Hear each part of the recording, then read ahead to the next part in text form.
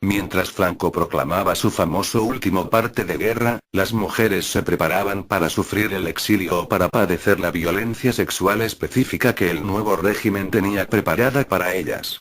La guerra civil y el franquismo tuvo una vertiente de género, frecuentemente olvidada por historiadores e historiadoras que no la han considerado lo suficientemente relevante como para dedicarle estudios particulares.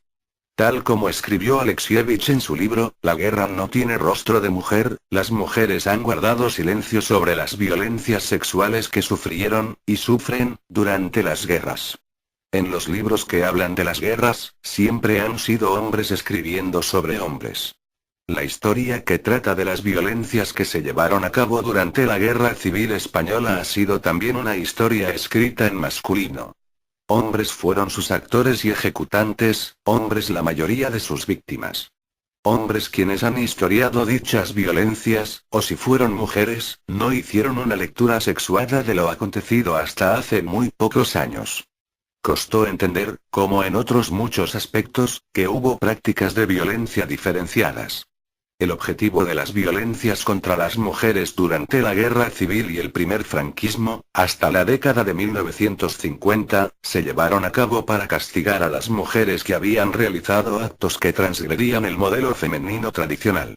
El delito que habían cometido las mujeres era haber salido a la calle, tirarse a la calle dirán los jueces en las sentencias, abandonar el espacio doméstico y privado que les era propio y hacerse visibles en el espacio público.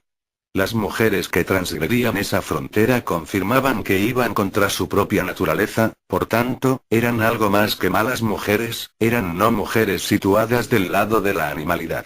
Fieras, llenas, rabiosas, perversas y con su actitud y su mensaje emancipatorio, estas mujeres se habían tirado a la calle, invadiendo un territorio, el de la política, secularmente vedado para ellas, poniendo en entredicho el orden social y político existente y, lo que quizá era más grave, el sistema de dominación patriarcal.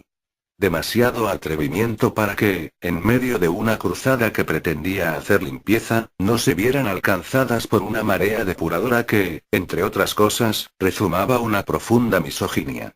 Fue en la retaguardia sublevada y victoriosa donde los cuerpos violentados de las mujeres castigadas se convirtieron en auténticos campos de batalla. Sus cuerpos eran el lugar del castigo de sus delitos que, además, permitía humillarlas y aniquilar al grupo enemigo en su conjunto, especialmente cuando el hombre estaba ausente. Se trataba, pues, de una violencia sexuada que reservaba a las mujeres dos tratamientos específicos: el rapado del pelo y la violación. En ambos casos se invadía la feminidad, su apariencia en el primer caso y su intimidad, en el segundo.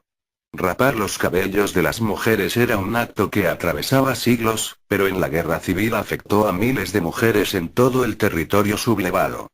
Cuando eran detenidas se las golpeaba y se las pelaba, a veces se acompañaba con el rapado de las cejas, se las hacía ingerir aceite de ricino y eran paseadas bajo los efectos purgantes de dicho aceite por la vía pública, teniendo que entrar, incluso, en las misas.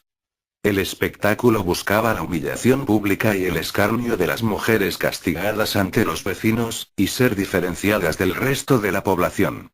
El rapado proclamaba la vergüenza del comportamiento pasado y la aceptación, forzada, del retorno a la moral, todo pasaba por la expiación y la reeducación de las mujeres.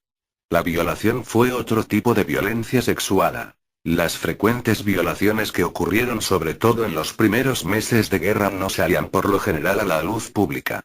El silencio acompañaba a la violación porque esta era un tabú social y la mujer prefería negarla, evitando así su estigmatización definitiva.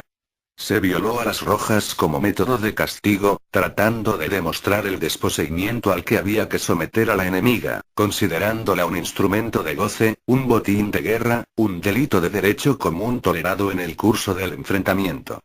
La violación se utilizó, por tanto, como método de reeducación a las desafectas y dejó pocas huellas documentales.